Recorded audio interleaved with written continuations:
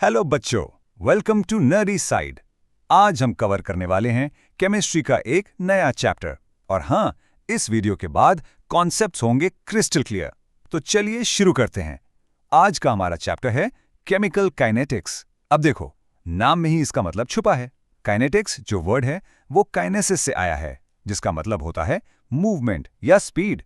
तो इस चैप्टर में हम केमिकल रिएक्शंस की स्पीड, उनके रेट्स और वो रिएक्शंस होते कैसे हैं, यानी उनके मैकेनिज्म्स, इन सब चीजों को डिटेल में समझेंगे। अब हम इस स्लाइड में एक बहुत ही इंटरेस्टिंग सवाल देखेंगे। आपने सोचा है कभी कि जब हम एक एप्पल को काटते हैं तो वो कुछ ही मिनट्स में ब्राउन हो जाता है, लेकिन घर के बाहर जो लोहे का गेट है उसको जंग लगने में सालों लग जाते हैं। दोनों ही केमिकल रिएक्शंस हैं, एक ऑक्सीडेशन है, लेकिन एक इतना फास्ट और एक इतना स्लो क्यों? बस यही सवाल का जवाब है केमिकल काइनेटिक्स। ये हमें बताता है कि केमिस्ट्री सिर्फ ये नहीं है कि रिएक्शन होगा या नहीं, बल्कि ये भी है कि वो रिएक्शन कितनी तेजी से या कितनी धीरे से होगा। तो इस स्लाइड का मेन आइडिया ये था कि रिएक्शंस की स्पीड अलग अलग होती है और काइनेटिक्स इसी क्यू का जवाब देता है। अब हम इस स्लाइड में देखेंगे कि आज हम क्या क्या टॉपिक्स पढ़ने वाले हैं। ये हमारा आज का रोड मैप है। सबसे पहले हम समझेंगे कि रिएक्शन की स्पीड को पढ़ना जरूरी ही क्यों है। फिर हम सीखेंगे कि रेट को मेजर कैसे करते हैं। उसके बाद स्टोइकियोमेट्री का क्या रोल है रेट में, वो देखेंगे। फिर हम उन फैक्टर्स को जानेंगे जो रेट को कंट्रोल करते हैं, उसको तेज या धीमा करते हैं। और आखिर में हम रेट लॉ का एक इंट्रोडक्शन लेंगे, जो कि इस चैप्टर का सबसे इंपॉर्टेंट पार्ट है। तो इस स्लाइड का मेन आइडिया ये था कि हम step by step in 5 topics को कवर करेंगे। अब हम इस स्लाइड में अपना पहला टॉपिक शुरू कर रहे हैं, वाई स्टडी रिएक्शन स्पीड। देखो बच्चों, जब भी हम किसी केमिकल रिएक्शन की बात करते हैं ना, तो उसको पूरी तरह से समझने के लिए हमें 3 चीजें पता होनी चाहिए। पहला, फीजिबिलिटी, क्या वो रिएक्शन अपने आप हो भी सकता है या नहीं। दूसरा, एक्सटेंट, अगर रिएक्शन होगा तो कितना प्रोडक्ट बनेगा, कितना कंप्लीट होगा। और तीसरा और सबसे इंपॉर्टेंट इस चैप्टर के लिए, स्पीड, वो रिएक्शन कितनी तेजी से होगा, उसकी रेट क्या है। तो इस स्लाइड का मेन आइडिया ये है कि रिएक्शन को पूरी तरह जानने के लिए उसकी स्पीड को समझना जरूरी है। अब हम इस स्लाइड में 2 बहुत इंपॉर्टेंट ब्रांचेस ऑफ केमिस्ट्री का फर्क समझेंगे। ध्यान से देखिए, एक तरफ है थर्मोडायनामिक्स और दूसरी तरफ है केमिकल काइनेटिक्स। थर्मोडायनामिक्स हमसे सवाल पूछता है, क्या ये रिएक्शन होगा, इसकी फीजिबिलिटी क्या है, और इसका जवाब हमें मिलता है गिब्स फ्री एनर्जी यानी डेल्टा जी से। अगर डेल्टा जी नेगेटिव है तो रिएक्शन फीजिबल है यानी हो सकता है। लेकिन केमिकल काइनेटिक्स टाइम की बात करता है। ये पूछता है, अगर रिएक्शन होगा तो कितना फास्ट होगा। इसका सबसे क्लासिक एग्जाम्पल है डायमंड। थर्मोडायनामिक्स के हिसाब से डायमंड का ग्रेफाइट में बदलना 100% पॉसिबल है, फीजिबल है। लेकिन काइनेटिक्स हमें बताता है कि ये रिएक्शन इतना ज्यादा स्लो है कि इसमें लाखों साल लग जाते हैं। तो इस स्लाइड का मेन आइडिया ये था कि जो रिएक्शन पॉसिबल है, जरूरी नहीं कि वो फास्ट भी हो। फीजिबिलिटी और स्पीड 2 अलग अलग चीजें हैं। अब हम इस स्लाइड में केमिकल काइनेटिक्स की प्रॉपर डेफिनेशन देखेंगे, जो आप एग्जाम में लिख सकते हैं। ये केमिस्ट्री की वो ब्रांच है जो 2 चीजों से डील करती है। पहला, रिएक्शन रेट्स यानी रिएक्शन की स्पीड, और दूसरा, देयर मैकेनिज्म्स यानी वो रिएक्शन असल में होता कैसे है, उसका स्टेप बाय स्टेप पाथ क्या है। जैसा मैंने पहले बताया, किनेटिक्स वर्ड ग्रीक किनेसिस से आया है, जिसका मतलब मूवमेंट होता है। इस ब्रांच की नॉलेज से हम रिएक्शंस को कंट्रोल कर सकते हैं, उन्हें अपनी जरूरत के हिसाब से फास्ट या स्लो कर सकते हैं। तो इस स्लाइड का मेन आइडिया यह था कि काइनेटिक्स हमें रिएक्शन की स्पीड और उसके मैकेनिज्म दोनों के बारे में बताता है। चलिए, अब हम अपने अगले सेक्शन पर आते हैं, मेजरिंग द रेट। अब सवाल ये उठता है कि हम रिएक्शन की स्पीड को कैलकुलेट कैसे करते हैं। जैसे हम गाड़ी की स्पीड नापते हैं किलोमीटर्स पर आवर में, वैसे ही एक केमिकल रिएक्शन की स्पीड को नापने का क्या तरीका है। कॉन्सेप्ट काफी सिमिलर है, चलिए देखते हैं। तो इस स्लाइड का मेन आइडिया ये है कि अब हम रेट को न्यूमेरिकली कैलकुलेट करना सीखेंगे। अब हम इस स्लाइड में रेट का बेसिक फॉर्मूला देखेंगे। देखिए, फिजिक्स में स्पीड का फॉर्मूला क्या होता है? Change in distance divided by time. बिल्कुल वही लॉजिक यहां लगता है। केमिकल रिएक्शन का रेट होता है change in concentration divided by time. इसका मतलब क्या हुआ? इसका मतलब है कि एक पर्टिकुलर टाइम इंटरवल में रिएक्टेंट की कॉन्सेंट्रेशन कितनी कम हो गई या प्रोडक्ट की कॉन्सेंट्रेशन कितनी बढ़ गई। बस उसी चेंज को टाइम से डिवाइड कर दो, आपको रेट मिल जाएगा। तो इस स्लाइड का मेन आइडिया ये था कि रिएक्शन रेट कॉन्सेंट्रेशन में चेंज पर यूनिट टाइम है। अब हम इस स्लाइड में आगे के सारे फॉर्मूलाज को समझने के लिए एक बहुत ही सिंपल हाइपोथेटिकल रिएक्शन कंसीडर करेंगे। मान लीजिए हमारे पास एक रिएक्टेंट है R, जो टाइम के साथ बदलकर प्रोडक्ट P बना रहा है। रिएक्शन है R गिव्स P। इस सिंपल मॉडल से हमें रेट को मैथमेटिकली एक्सप्रेस करने में आसानी होगी। तो इस स्लाइड का मेन आइडिया बस इतना है कि हम R से P बनने वाले रिएक्शन को एग्जाम्पल की तरह यूज करेंगे। ओके बच्चों, इस स्लाइड पर पूरा फोकस करना, ये बहुत इंपॉर्टेंट है। हम रिएक्शन के रेट को दो तरीकों से लिख सकते हैं, एक रिएक्टेंट R के टर्म्स में, दूसरा प्रोडक्ट P के टर्म्स में। अब कॉमन सेंस लगाओ, जैसे जैसे रिएक्शन आगे बढ़ेगा, रिएक्टेंट तो खर्च होगा, तो उसकी कॉन्सेंट्रेशन टाइम के साथ डिक्रीज होगी। इसे हम कहते हैं रेट ऑफ डिसअपियरेंस। और प्रोडक्ट बनेगा तो उसकी कॉन्सेंट्रेशन टाइम के साथ इंक्रीज होगी।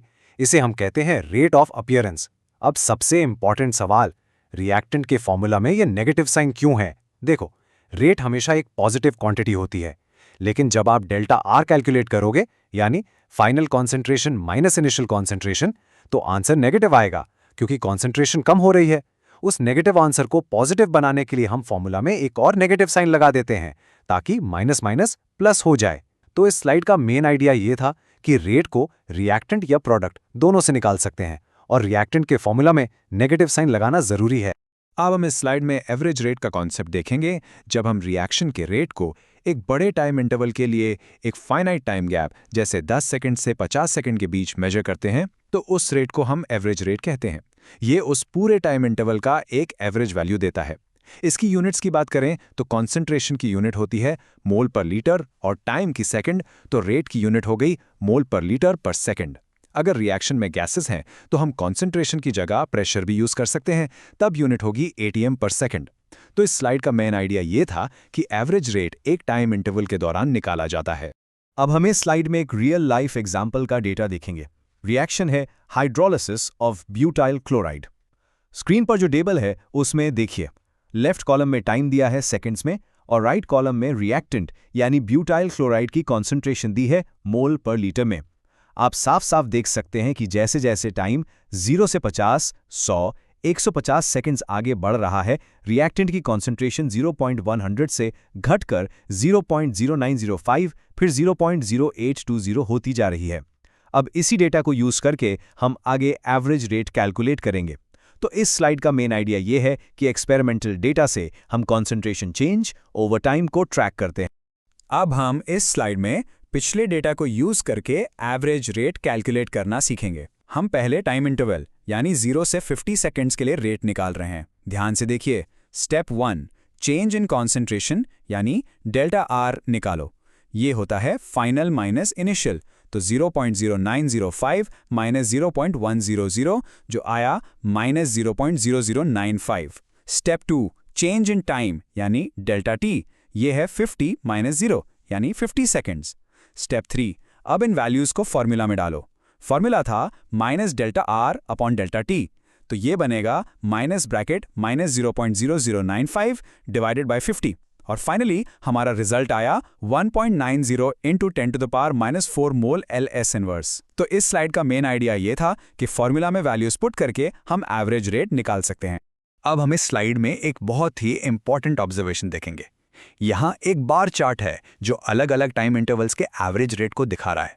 देखो, पहले 50 सेकंड्स में रेट था 1.90, अगले इंटरवल में 50 से 100 सेकंड्स रेट कम होकर 1.70 हो गया, और बाद में 300 से 400 सेकंड्स में रेट और कम होकर 1.10 हो गया। इसका क्या मतलब है? इसका मतलब है कि रिएक्शन की स्पीड कांस्टेंट नहीं रहती, वो टाइम के साथ धीमी होती जाती है। और ऐसा क्यों होता है? क्योंकि शुरू में रिएक्टेंट की कॉन्सेंट्रेशन ज़्यादा होती है, तो रिएक्शन फास्ट होता है। जैसे जैसे रिएक्टेंट कंज्यूम होता जाता है, कॉन्सेंट्रेशन कम होती है और रिएक्शन की स्पीड भी कम हो जाती है। तो इस स्लाइड का मेन आइडिया ये था कि रिएक्शन रेट वक्त के साथ डिक्रीज होता है। अब हम इस स्लाइड में इंस्टेंटेनियस रेट के बारे में जानेंगे। देखो, एवरेज रेट तो हमें एक पूरे टाइम इंटरवल की कहानी बताता है, लेकिन अगर मुझे किसी एक पर्टिकुलर मोमेंट, एक स्पेसिफिक इंस्टेंट, जैसे अचानक से t = 100 सेकेंड्स पर एग्जैक्ट स्पीड जाननी हो, तो उसके लिए हम इंस्टेंटेनियस रेट यूज करते हैं। जैसे गाड़ी का स्पीडोमीटर आपको उस पल की स्पीड बताता है। इसको निकालने के लिए हम टाइम इंटरवल डेल्टा टी को इतना छोटा कर देते हैं कि वो ऑलमोस्ट 0 हो जाए। इस छोटे से इंटरवल को हम dt से लिखते हैं, तो फॉर्मूला बन जाता है r instance equals to minus dr/dt। Graphically ये कॉन्सेंट्रेशन टाइम कर्व पर उस पॉइंट पर बनाए गए टैंजेंट का स्लोप होता है। तो इस स्लाइड का मेन आइडिया यह है कि इंस्टेंटेनियस रेट हमें किसी एक पल की एग्जैक्ट रिएक्शन स्पीड बताता है। अब हम इस स्लाइड से एक नया और बहुत इंपॉर्टेंट टॉपिक शुरू कर रहे हैं, द रोल ऑफ स्टोइकियोमेट्री। अभी तक हमने जो भी बात की वो सिंपल R से P बनने वाली रिएक्शन के लिए थी, जहां रिएक्टेंट और प्रोडक्ट का कोएफिशिएंट 1 था। लेकिन असल में तो रिएक्शंस बैलेंस्ड होते हैं और उनमें कोएफिशिएंट्स 1, 2, 3 कुछ भी हो सकते हैं। तो जब कोएफिशिएंट्स अलग-अलग हों तब हम पूरे रिएक्शन के लिए एक सिंगल यूनिक रेट कैसे लिखेंगे, ये एक प्रॉब्लम है जिसका सोल्यूशन हम आगे देखेंगे। तो इस स्लाइड का मेन आइडिया ये है कि अब हम नॉन यूनिट स्टोइकियोमेट्री वाले रिएक्शंस की बात करेंगे। अब इस स्लाइड में दिए गए रिएक्शन को ध्यान से देखो। 2HI gives H2 plus I2। अब आप सबके लिए एक सवाल है, जब H2 का 1 मोल बनता है तो HI की कितने मोल्स कंज्यूम होते हैं? जरा रिएक्शन की स्टोइकियोमेट्री यानी उसके बैलेंसिंग कोएफिशिएंट्स को देखिए। वहां लिखा है 2HI। इसका साफ मतलब है कि जब 1 मोल H2 बनेगा तो उसके लिए 2 मोल HI यूज हो चुके होंगे। इससे हम क्या कंक्लूड कर सकते हैं? हम ये कंक्लूड कर सकते हैं कि HI के गायब होने की स्पीड H2 के बनने की स्पीड से डबल है। तो अब इन दोनों की स्पीड को बराबर कैसे करें? तो इस स्लाइड का मेन आइडिया ये है कि अलग-अलग स्पीशीज के बनने या कंज्यूम होने की स्पीड उनके स्टोइकियोमेट्री के कारण अलग-अलग हो सकती है। अब इस स्लाइड में पिछली प्रॉब्लम का सल्यूशन है। अगर हम चाहते हैं कि पूरे रिएक्शन का एक सिंगल यूनिक रेट हो तो उसका एक बहुत सिंपल तरीका है। हम हर स्पीशीज के रेट ऑफ चेंज को उसके स्टोइकियोमेट्रिक कोएफिशिएंट से डिवाइड कर देते हैं। पिछले एग्जाम्पल में HI का रेट डबल था, तो उसको औरों के बराबर लाने के लिए हम उसके रेट को 2 से डिवाइड कर देंगे। अब स्क्रीन पर देखिए, rate is equal to -1/2 into delta HI by delta T, और H2 और I2 के कोएफिशिएंट्स 1 है तो उन्हें 1 से डिवाइड करेंगे, जो वही रहेगा। ऐसा करने से ये तीनों वैल्यूज एक दूसरे के बराबर हो जाती हैं और हमें रिएक्शन का एक यूनिक रेट मिल जाता है। ये एग्जाम के लिए सुपर इंपॉर्टेंट है, इसको नोट कर लीजिए। तो इस स्लाइड का मेन आइडिया ये था कि रेट को यूनिक बनाने के लिए कोएफिशिएंट से डिवाइड करना पड़ता है। अब हम इस स्लाइड से अपने अगले सेक्शन पर चलते हैं, फैक्टर्स कंट्रोलिंग द रेट। हमने रेट को मेजर करना सीख लिया, स्टोइकियोमेट्री का इफेक्ट भी देख लिया। अब हम ये देखेंगे कि ऐसी कौन कौन सी चीजें हैं जिनको चेंज करके हम रिएक्शन की स्पीड को अपने हिसाब से कंट्रोल कर सकते हैं, यानी तेज या धीमा कर सकते हैं। तो इस स्लाइड का मेन आइडिया ये है कि अब हम रेट को अफेक्ट करने वाले फैक्टर्स की स्टडी करेंगे। इस स्लाइड में हम उन मेन फैक्टर्स को देखेंगे जो रिएक्शंस की स्पीड को इन्फ्लुएंस करते हैं। बेसिकली 3 की फैक्टर्स हैं। सबसे पहला है concentration of reactants. Logic simple है, जितने ज्यादा रिएक्टेंट मॉलिक्यूल्स होंगे उतने ज्यादा टक्कर यानी कोलिजन्स होंगे और रिएक्शन उतना ही फास्ट होगा। दूसरा है टेम्परेचर। टेम्परेचर बढ़ाने से मॉलिक्यूल्स की काइनेटिक एनर्जी बढ़ जाती है, वो तेजी से मूव करते हैं, जिससे इफेक्टिव कोलिजन्स बढ़ते हैं और रेट बढ़ जाता है। और तीसरा है presence of a catalyst. Catalyst एक ऐसी चीज होती है जो खुद रिएक्शन में कंज्यूम हुए बिना रिएक्शन को एक फास्टर पाथ प्रोवाइड करता है, उसकी स्पीड बढ़ा देता है। आज के इस लेक्चर में हमारा मेन फोकस पहले फैक्टर यानी कॉन्सेंट्रेशन पर रहेगा। तो इस स्लाइड का मेन आइडिया ये है कि रेट को कंट्रोल करने वाले 3 मुख्य फैक्टर्स हैं। चलिए अब हम इस स्लाइड से इस चैप्टर के सबसे इंपॉर्टेंट मैथमेटिकल कॉन्सेप्ट की शुरुआत करते हैं, introduction to rate law. Rate law basically एक मैथमेटिकल इक्वेशन है। ये एक एक्सप्रेशन है जो हमें बिल्कुल साफ साफ बताता है कि रिएक्शन की स्पीड उसके रिएक्टेंट्स की कॉन्सेंट्रेशन पर एग्जैक्टली कैसे डिपेंड करती है। क्या कॉन्सेंट्रेशन डबल करने से रेट डबल होगा या 4 टाइम्स होगा या उस पर कोई फर्क ही नहीं पड़ेगा, ये सब हमें रेट लॉ से पता चलता है। तो इस स्लाइड का मेन आइडिया ये है कि अब हम रेट और कॉन्सेंट्रेशन के बीच का मैथमेटिकल रिलेशन पढ़ने जा रहे हैं। अब इस स्लाइड में हम रेट लॉ की जनरल फॉर्म देखेंगे। मान लीजिए हमारे पास एक जनरल रिएक्शन है, small a moles of A plus small b moles of B gives products. इसके लिए रेट लॉ एक्सप्रेशन ऐसे लिखा जाता है, rate equals to k multiplied by concentration of A raise to the power x multiplied by concentration of B raise to the power y। यहां पर ये जो k है ये एक कांस्टेंट है जिसे हम रेट कांस्टेंट कहते हैं। A और B रिएक्टेंट्स की मोलार कॉन्सेंट्रेशंस हैं और ये जो पावर्स हैं x और y ये सबसे ज्यादा इंपॉर्टेंट है, जिनके बारे में हम अगले स्लाइड में डिटेल से बात करेंगे। तो इस स्लाइड का मेन आइडिया ये है कि रेट लॉ का एक स्पेसिफिक मैथमेटिकल फॉर्मेट होता है। बच्चों, इस स्लाइड पर जो लिखा है उसको अपने दिमाग में, अपने नोट्स में हमेशा के लिए अच्छे से बिठा लो। ये इस चैप्टर का सबसे बड़ा कैच है। जो रेट लॉ में एक्सपोनेंट्स हैं x और y, वो हम रिएक्शन को देखकर उसके स्टोइकियोमेट्रिक कोएफिशिएंट्स a और b से डिसाइड नहीं कर सकते। हो सकता है कि x a के बराबर हो और हो सकता है कि ना हो। ये सबसे कॉमन मिस्टेक है जो स्टूडेंट्स एग्जाम में करते हैं। x और y की वैल्यू हम सिर्फ और सिर्फ लैब में एक्सपेरिमेंट्स करके ही पता लगा सकते हैं। इसलिए रेट लॉ एक थ्योरेटिकल कॉन्सेप्ट नहीं बल्कि एक एक्सपेरिमेंटल कॉन्सेप्ट है।